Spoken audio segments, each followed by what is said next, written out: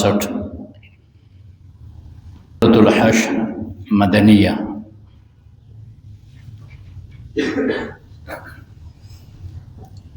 سبحانك لا علم لنا إلا ما علمتنا إنك أنت العليم الحكيم۔ أعوذ بالله من الشيطان الرجيم، بسم الله الرحمن الرحيم۔ سبح لله ما في السماوات وما في الأرض وهو العزيز الحكيم۔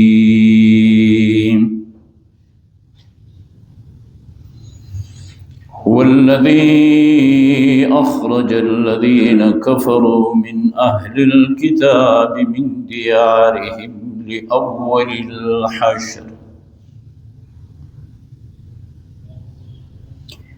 ما ظننتم أن يخرجوا وظنوا أنهم مانعتهم حصونهم من الله فأتاهم الله من حيث لم يحتسبوا وقذف في قلوبهم الرعب يخربون بيوتهم بأيديهم وأيدي المؤمنين فاعتبروا يا أولي الأبصار۔ صدق الله وصدق رسوله النبي الكريم، ونحن على ذلك لمن الشاهدين والشاكرين، والحمد لله رب العالمين۔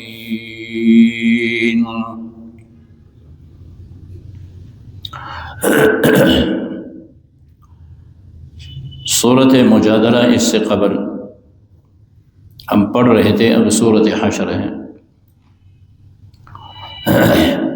مدنی صورت ہے۔ مکی اور مدنی صورتوں کا فرق آپ حضرات جانتے ہیں۔ امام الانبیاء صلی اللہ علیہ وسلم کی ہجرت سے قبل جو صورتیں نازل ہوئی ہیں، جو آیتیں نازل ہوئی ہیں، وہ مکی کہلاتی ہیں، اور آپ صلی اللہ علیہ وسلم کی ہجرت کے بعد قرآن کریم کا جو حصہ نازل ہوا ہے وہ مدنی ہے۔ اب یہ سورۃ الحشر مدنی ہے۔ اس سے قبل سورۃ مجادلہ میں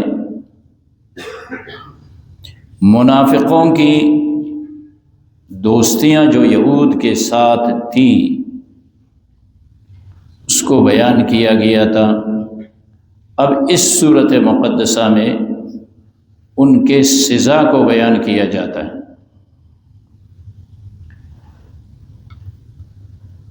اہل کتاب سے مراد ہیں یہود۔ چند باتیں ذہن میں رکھیں، پھر آگے یہ صورت مقدسہ سمجھ میں آئے گی۔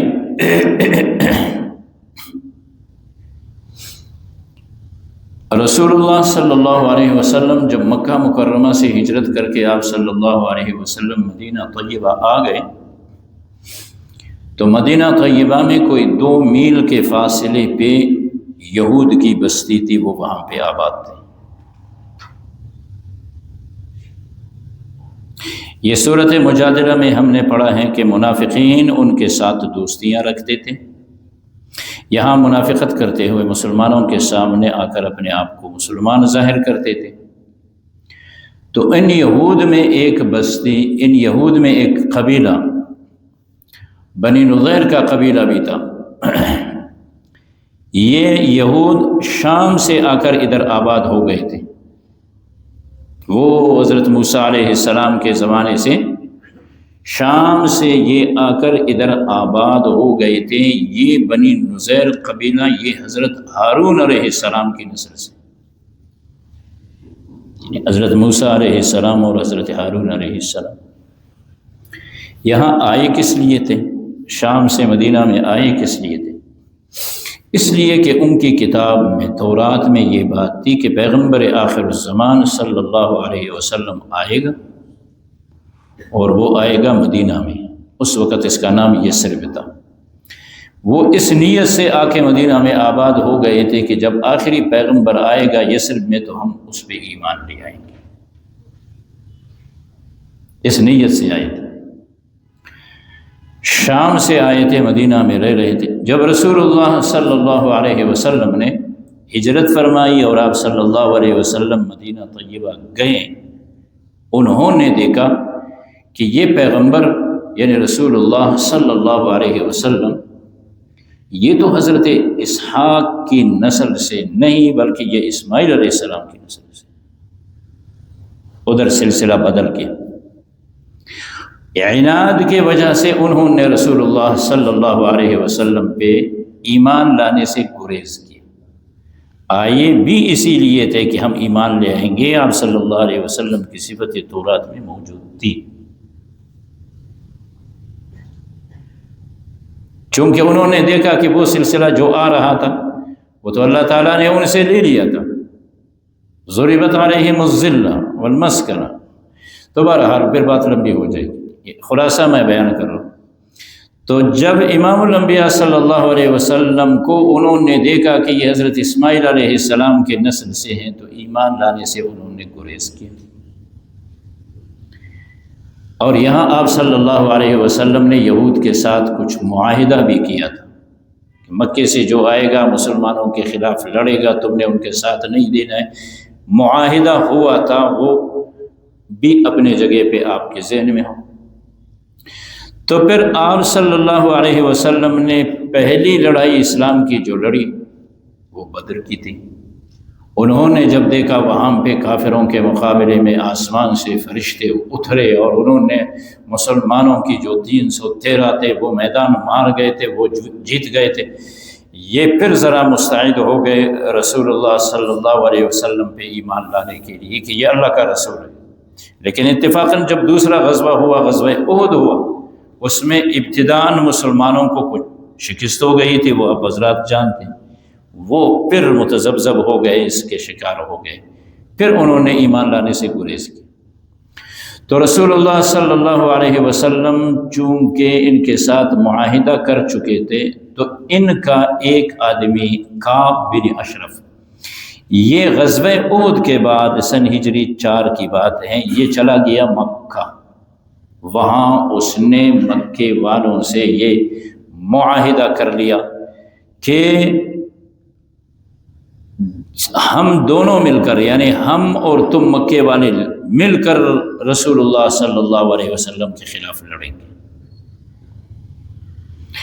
دونوں نے جا کر، دونوں نے مکے کے سردار اور یہاں پہ یہود، یہ منافقین کا سردار، یہود کا سردار کعب بن اشرف، یہ گیا تھا، دونوں آ گئے کعبۃ اللہ میں، کعبۃ اللہ کا غلاف پکڑ کے دونوں نے یہ دعائیں کی، اللہ تعالیٰ سے دعا کی۔ دعا کس لیے کرتے ہیں؟ رسول اللہ صلی اللہ علیہ وسلم کی مخالفت۔ واپس جب آ گئے تو آپ صلی اللہ علیہ وسلم کو اطلاع دی گئی، آپ صلی اللہ علیہ وسلم نے کعب بن اشرف کو قتل کرنے کا حکم دیا، قتل کرو اس کو۔ پھر ایک دوسرا واقعہ یوں ہوا کہ حضور اکرم صلی اللہ علیہ وسلم کے پاس منافقین اور کفار کی ایک جماعت آ گئی کہ ہمیں چند صحابہ آپ دیں، ہم ان کو لے جاتے ہیں، وہ ہمیں دین سکھائیں، مذہب سکھائیں، قرآن سکھائیں، ہمیں تعلیم دیں۔ آپ صلی اللہ علیہ وسلم نے 70 صحابہ ان کے ساتھ بھیجے، پوری جماعت۔ انہوں نے یہ سازش کی کہ لے گئے 70 صحابہ کو انہوں نے گھیر لیا اور ان کو قتل کر دیا۔ ان میں ایک صحابی بچ گیا، باقی سارے انہوں نے قتل کر دیا۔ وہ ایک صحابی ادھر ادھر کرتے ہوئے جان بچا کے ان سے نکلا، زندہ صحیح سالم سلامت، واپس راستے میں آ رہا تھا تو اس کا سامنا ہوا 2 کافروں سے۔ اس نے ان کے ساتھ لڑائی لڑی، دونوں کو قتل کر دیا۔ اب یہ 2 آدمی جو اس صحابی نے قتل کیے تھے، یہ قبیلہ عامر کے آدمی تھے، وہ رسول اللہ صلی اللہ علیہ وسلم کی خدمت اقدس میں آ گئے، وہ صحابہ تو ہو گئے شہید۔ تو پھر آپ صلی اللہ علیہ وسلم نے ان 2 کافروں کا خون بہا ادا کرنے کے لیے آپ نے حکم فرمایا، حکم صادر فرمایا کہ ان کو دیت دیا جائے گا، یہ جو 2 آدمی مارے گئے ہیں صحابی کے ہاتھ سے، اس کے لیے آپ صلی اللہ علیہ وسلم نے چندہ کیا۔ آپ صلی اللہ علیہ وسلم یہود کے ساتھ چونکہ معاہدہ کر گئے تھے، قبیلہ بنی نذیر کے پاس بھی آپ گئے کہ 2 آدمیوں کا خون بہا دینا ہے، اس میں آپ بھی چندہ دیں چونکہ آپ معاہدے میں ہمارے ساتھ۔ انہوں نے آپ صلی اللہ علیہ وسلم کو بٹھایا، کہا ہم آتے ہیں چندہ کرتے ہیں۔ آپ صلی اللہ علیہ وسلم بیٹھے ہوئے تھے، وہاں انہوں نے جا کے مشورہ کیا کہ جدھر حضور اکرم صلی اللہ علیہ وسلم بیٹھے ہوئے ہیں، اوپر سے ایک بہت بڑا پتھر آپ صلی اللہ علیہ وسلم پہ آپ کو مارا جائے اور آپ صلی اللہ علیہ وسلم کو شہید کیے جائے۔ یہ انہوں نے سازش کی۔ نبی علیہ السلام بیٹھے ہوئے ہیں، ادھر سے حضرت جبریل علیہ السلام آ گئے اور آپ صلی اللہ علیہ وسلم کو ان کی پوری سازش بتا دی۔ آپ صلی اللہ علیہ وسلم وہاں سے اٹھ گئے۔ جب آپ صلی اللہ علیہ وسلم وہاں سے اٹھ گئے، تب آپ صلی اللہ علیہ وسلم نے حکم صادر فرمایا کہ قبیلہ بنی نضیر مدینہ سے نکل جائے اور تمہیں 10 دن کی مہلت دی جاتی ہے، 10 دن کے اندر مدینہ خالی کرو۔ قبیلے کو حکم دیا، سارا پورے قبیلے کو۔ تو انہوں نے ارادہ کیا کہ ہم نکلتے ہیں۔ منافقین ان کے ساتھ مل گئے، کسی نے کہا ہمارے پاس اتنے آدمی ہیں، کسی نے کہا ہمارے پاس اتنے آدمی ہیں، بیٹھے رہو، تم نے کیا مدینہ خالی کرنا ہے، مت جاؤ۔ ادھر ادھر کر کے ان کو بٹھایا۔ ٹائم پورا ہو گیا تو انہوں نے، یہود نے پیغام دیا کہ ہم اپنے گھروں میں قلعوں میں بیٹھے ہوئے ہم نہیں نکلیں گے۔ یہاں سے اللہ کے رسول نے صحابہ کو ان کے قلعوں کے محاصرے کا حکم دیا۔ اب تلاوت شدہ آیتوں میں یہ بات بیان کی جاتی ہے کہ وہ یہود جنہیں حکم دیا گیا تھا کہ نکلو، وہ نہیں نکلے۔ پھر انہوں نے اس طرح کیا کہ اللہ کے رسول کے صحابہ جب آ گئے، وہ اپنے قلعوں میں محفوظ بیٹھے ہوئے تھے، تو انہوں نے ان کے قلعوں کے اس طرف جو ان کے درخت تھے ان کو جلایا، ان کو اذیت نہیں دی، بار بار ان کے درختوں کو جلایا۔ اور اس طرح اللہ تعالیٰ ارشاد فرما رہے ہیں کہ وہ یہ گمان کر رہے تھے کہ ہم اپنے قلعوں میں محفوظ رہیں گے، میں نے ان کے دلوں میں مسلمانوں کا رعب ڈال دیا، وہ گھبرا گئے کہ اب تو یہ ہمیں بھی جلائیں گے، ہمیں بھی ماریں گے، تو وہ وہاں سے پھر نکلنے پہ مجبور ہو گئے۔ اللہ کے رسول صلی اللہ علیہ وسلم نے پھر ان کو حکم دیا کہ تم اپنا جتنا سامان، ہر آدمی اپنا 1 اونٹ لدا ہوا اگر وہ لے جا سکتا ہے تو لے جائے، لیکن اسلحہ اپنا وہ نہیں لے جائے گا۔ اس پہ آپ صلی اللہ علیہ وسلم نے پابندی رکھا۔ پھر ان کو موقع دیا گیا، وہ نکل گئے۔ پھر اس کے بعد حضرت عمر ابن خطاب رضی اللہ تعالی عنہ کی زمانہ خلافت میں آپ رضی اللہ تعالی عنہ نے حکم صادر فرمایا کہ یہود جزیرۃ العرب کو خالی کر دے، پورا کا پورا جتنا یہاں پہ رہ رہے ہیں وہ ادھر سے نکل جائیں۔ پھر آپ رضی اللہ تعالی عنہ نے یہود کو جزیرۃ العرب سے نکالا۔ وہی یہود آج تک یہی خواب دیکھتے آ رہے ہیں کہ ہم دوبارہ مدینہ پہ جائیں گے اور قبضہ کریں گے۔ چنانچہ ارشاد خداوندی ہے، اعوذ باللہ من الشیطان الرجیم،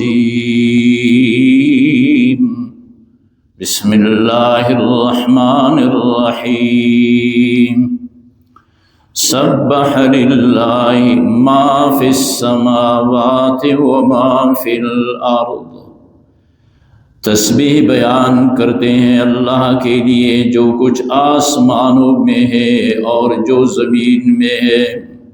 وهو العزیز الحکیم، وہ زبردست حکمتوں والا ہے۔ هو الذی، اللہ وہ ذات ہے، اخرج الذین کفروا، نکالا ان لوگوں کو جنہوں نے کفر اختیار کر لیا تھا، من اہل الکتاب، اہل کتاب یہودیوں میں جو کافر تھے اللہ نے ان کو نکالا، من دیارہم، ان کے گھروں سے، لأول الحشر، اول جمع ہونے کے وقت، یہ پہلا آرڈر آ گیا تھا رحمت دو عالم کا کہ اپنے گھروں کو خالی کر دو۔ یہ لأول الحشر قرآن نے کہہ کے اشارہ دے دیا کہ یہ پہلا حکم ہے، اور دوسرا حکم بھی اسلام کا ہوگا، آنے والا ہوگا، جو عمر ابن خطاب نے آ کے آرڈر کر دیا تھا۔ اس لیے قرآن نے اپنے نزول کے وقت اشارہ دے دیا کہ یہ پہلا حکم ہے محمد رسول اللہ کا۔ ما ظننتم ان یخرجوا، انہوں نے گمان بھی نہیں کیا تھا کہ وہ نکالے جائیں گے، وہ یہود انہوں نے گمان بھی نہیں کیا تھا وہ نکالے جائیں گے، بلکہ وظنوا، انہوں نے گمان کیا تھا، انہم مانعتہم، کہ بچائیں گے ان کو، حصونہم، ان کے قلعے، من اللہ سے، یعنی اللہ کے حکم سے۔ یہود نے یہ سوچا بھی نہیں تھا کہ ہم نکلیں گے، ان کا گمان تھا کہ ہم اپنے قلعوں میں محفوظ رہیں گے، مسلمانوں کی رسائی ہم تک نہیں ہوگی، لیکن فَأَتَاهُمُ اللَّهُ، بس آ گیا اللہ، یعنی اللہ کا حکم آ گیا، اللہ کے فرشتے آ گئے، من حیث لم یحتسبوا، اس انداز سے کہ ان کو گمان بھی نہیں تھا۔ وہ اپنے قلعوں میں بیٹھے ہوئے تھے، وَقَذَفَ فِي قُلُوبِهِمُ الرُّعْبَ، اور ان کے دلوں میں رعب ڈال دیا گیا، بیٹھے بیٹھے وہ گھبرانے لگے، فیصلہ کر دیا نکلنے کا۔ یخربون بیوتہم، وہ کاٹ رہے تھے اپنے گھروں کو، دروازے نکال رہے تھے، کھڑکیاں نکال رہے تھے، بِأَیْدِیہم وَأَیْدِی الْمُؤْمِنِین، اپنے ہاتھوں سے اور مسلمانوں کے ہاتھوں سے۔ جب وہ اپنے گھروں کو خالی کر رہے تھے، اپنے گھروں کے کھڑکیاں اور دروازے نکال رہے تھے، تو مسلمان بھی ان کے ساتھ مل گئے، صحابہ بھی ان کے ساتھ مل گئے، ان کے گھروں کو کاٹنے میں سارے لگ گئے۔ فَاعْتَبِرُوا یا اُولی الْأَبْصَارِ، اے آنکھوں والو، اس واقعے سے عبرت حاصل کر لو۔